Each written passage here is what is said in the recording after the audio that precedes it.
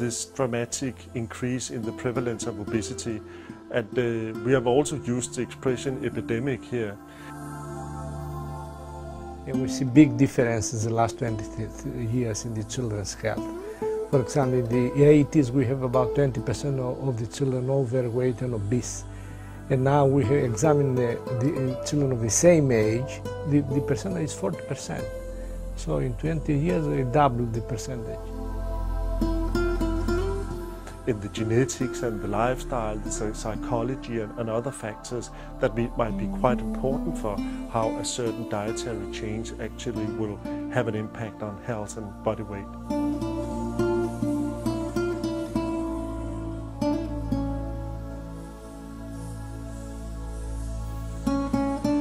Diogenes, which stands for Diet, Obesity and Genes, is an integrated research project funded by the European Commission, where several high-quality research groups in Europe working on different aspects of the obesity problem. And that means that we are working on the dietary factors, also the genetic factors, which are of influence on becoming obese, and also the behavioral aspects are involved in that. Obesity is one of the major nutritional problems from the last decades, and in fact it's skyrocketing at the moment, not only in the US, but it is also in Europe one of the biggest problems, especially in relation to health on the long term.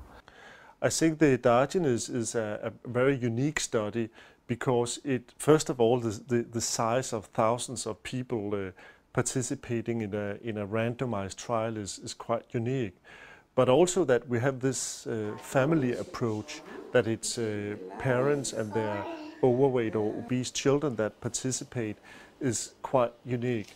Makes it quite unique that we have the possibility to address these dietary issues and look how it can be implemented. I think the situation of obesity in Greece is one of the worst in Europe. We are very high obesity rate, both in adults and children.